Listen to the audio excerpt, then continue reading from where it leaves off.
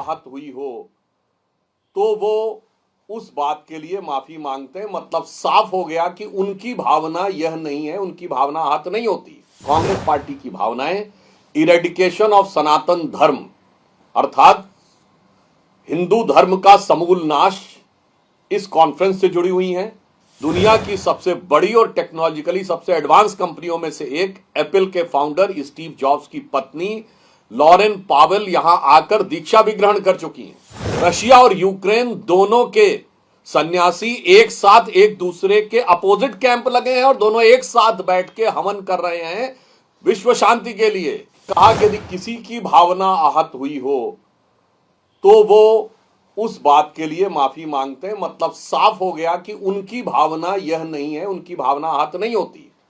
मतलब कांग्रेस अध्यक्ष और कांग्रेस पार्टी की भावनाएं इससे आहत नहीं होती हैं क्योंकि वो किसी और की कह रहे हैं। इससे यह बात बहुत साफ हो गई क्योंकि कांग्रेस पार्टी की भावनाएं इरेडिकेशन ऑफ सनातन धर्म अर्थात हिंदू धर्म का समूल नाश इस कॉन्फ्रेंस से जुड़ी हुई हैं। कांग्रेस की भावनाएं वैश्विक स्तर पर डिसमेंटलिंग ग्लोबल हिंदुत्व यानी वैश्विक स्तर पर हिंदुत्व को ध्वस्त करना इससे जुड़ी हुई हैं। यह बात उनके बयान से बिल्कुल साफ हो गई। और दूसरी बात मैं यह कहना चाहता हूं कि ये कांग्रेस पार्टी के मुंह से अनायास स्वतः निकलता है क्योंकि ये उनकी सहज प्रवृत्ति का हिस्सा है।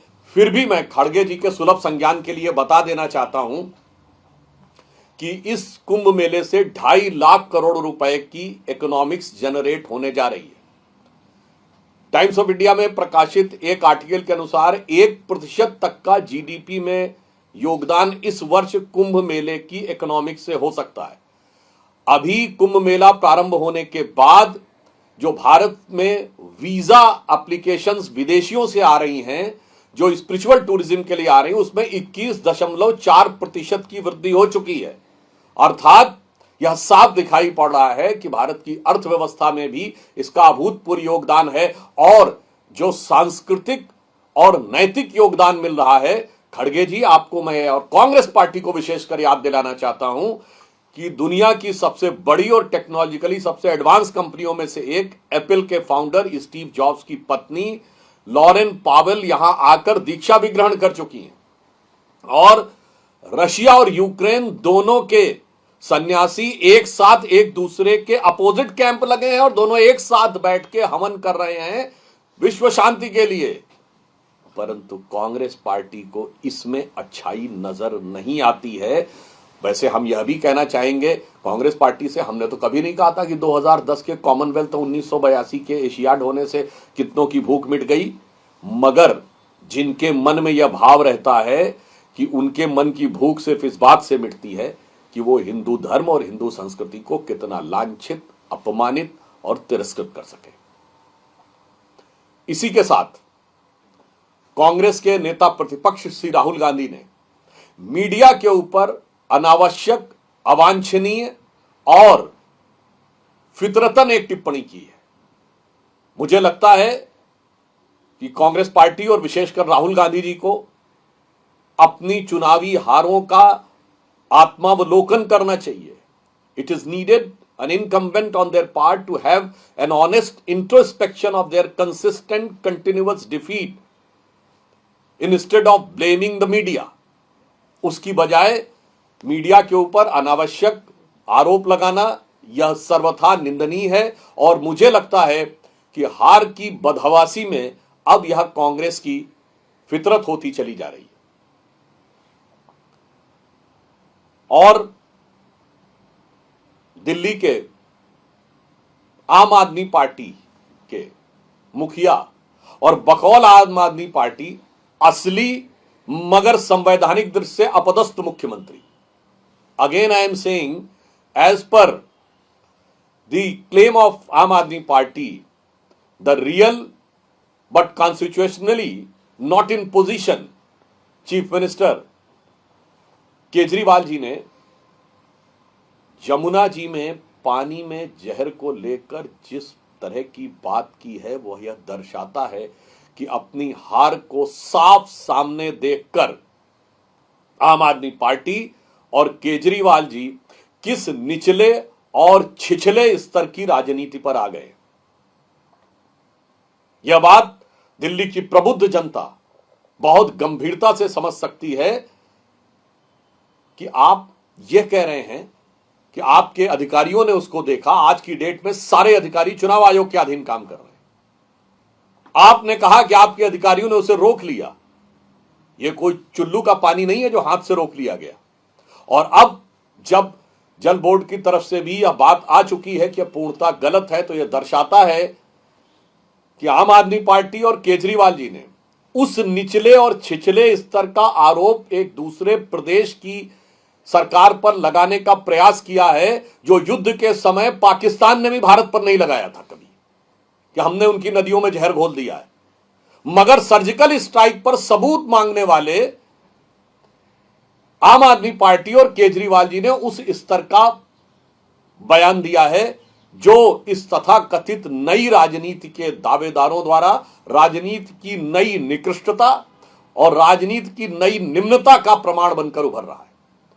अब यह दिल्ली की जनता को तय करना है कि वो अपनी हार को साफ दीवार पर लिखी इबादत करे देखकर विक्षिप्तता में आ गए हैं, या निकृष्टता का प्रतीक है, या निम्नता का प्रतीक है। और अब मैं कह सकता हूं कि जहरीली बानी बोलने वाले केजरीवाल जी की पानी पर दी गई यह बानी निश्चित रूप से दिल्ली के हर व्यक्ति के मन को झकझोर रही है कि राजनीति किस सीमा पर जा रही है, और यह दिल्ली के मान सम्मान का प्रश्न है। तो मैं एक पंक्ति में कहना चाहूंगा, दिल्ली की जनता से आह्वान करना चाहूंगा कि देखिए, पानी के दोनों अर्थ होते हैं। पानी का अर्थ पानी भी होता है, वाटर या जल जिसे हम पीते हैं, और पानी का अर्थ मान सम्मान भी होता है। तो रहीमन पानी राखिए, बिन पानी सब सून, और पानी गए न उबरे, मोती मानस चून। अर्थात अब ये पानी पर दी गई इस जहरीली बानी से के द्वारा आपको दिल्ली के मान सम्मान और स्वाभिमान का भी उसी प्रकार से रक्षा करनी है, जैसे कि इस प्रकार की बातों से दिल्ली और देश की जनता को सावधान होने की जरूरत है। और एक और बात लॉजिकल कह दूं, भाई दिल्ली में क्या आपको लगता है कि सिर्फ आम आदमी पार्टी के सपोर्टर रहते हैं? 56% वोट हमें मिले हैं लोकसभा में। और हरियाणा के बाद दिल्ली, और दिल्ली के बाद गंगा जमुना जी उत्तर प्रदेश में जाती हैं। कोई कम पढ़ा लिखा व्यक्ति कह रहा होता तो एक बार हम मान लेते कि वो बहकावे में कह रहा है, पर स्वघोषित अत्यंत पढ़े लिखे आईआईटी ग्रेजुएट यदि कोई यह बात कह रहा है तो इसका मतलब ये बचकानी नहीं, ये शरारतन बोला जा रहा है, और ये किसी बहुत गहरे षड्यंत्र के द्वारा अपनी हार को छुपाने के लिए इस प्रकार की निम्न स्तर की बातें की जा रही। सर, आम आदमी पार्टी ने एक पोस्टर जारी किया है जिसमें उन्होंने कहा कि अमित शाह को पिक्चर है पोस्टर में, और कह रहे हैं कि ये सारी सुविधाएं छीन लेंगी इनकी सरकार आएगी तो। मुझे लगता है कि आम आदमी पार्टी क्या कहती है और भारतीय जनता पार्टी ने क्या करके दिखाया है, इसको एक उदाहरण से सिर्फ देना चाहता हूं।